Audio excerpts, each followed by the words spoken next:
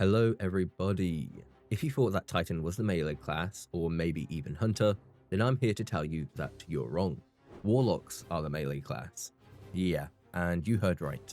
Winter's Guile was the melee exotic for Warlocks, and its recent update with Renegades made it the melee exotic, the one that sits at the top, towering over everything else. But what does it do? There's a lot to cover, and a lot for me to get wrong, so I'm going to have what Bungie said on the screen while I talk just to cover all bases. So, Winter's Guile. Its exotic perk, Warlord Sigil, reads, melee and finisher final blows increase melee damage. With maximum stacks, you gain vastly increased melee regeneration for a short time.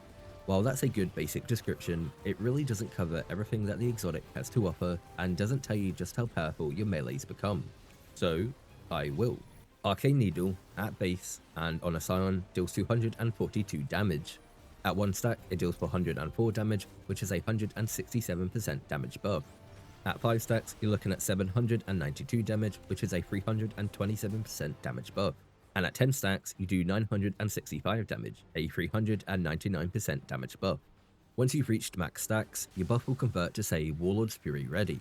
At that point, you'll gain a melee charge for free, which is important because you then need to use your powered melee to activate Warlord's Fury. When active, it will last for 10 seconds and you'll deal 498% increased melee damage and have increased melee regeneration, which is a calm way of saying that you're always going to have a melee one after the other to obliterate your enemies with, and I mean obliterate. Your melee animation speed is also faster while this is active, though it's a little hard to tell. If you don't activate Warlord's Fury, then you'll just drop down to 10 stacks and you'll have to get another kill. Your stacks decay by 1 every 4 seconds, so if you're not getting melee kills or finishes in quick succession, then you're going to lose your stacks pretty fast. Finishes give 3 stacks by the way, and melees give 1, so try to prioritize finishing enemies when you can, because it will allow you to build up your stacks faster. While Winter's Guile offers the strongest melee buff in the game, surpassing all the melee exotics on Titan and Hunter, it doesn't mean it's going to break the game. It's actually the opposite. Making the most of the exotic can actually be very hard depending on the activity. I ran this exotic in Nightmare Containment, and I didn't activate it at all, except maybe once. It is both an ad density issue and a fireteam size issue.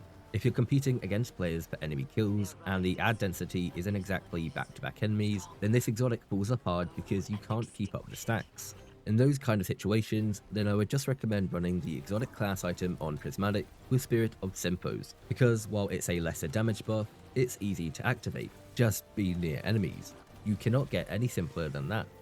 Where this does shine though is in free player activities where you take the lead, or solo activities where you have nobody competing against you for enemy kills. I ran this in, albeit match-made, Sunless Cell, and was able to activate Warlord's Fury a high number of times. And that is Winter's Guile. I could definitely see some high-level players managing to activate this at the start of a DPS phase in a raid or dungeon, but it would definitely be quite challenging. Contrary to the name, the exotic is on fire right now. That's all from me, thank you for watching, have an interesting but great day.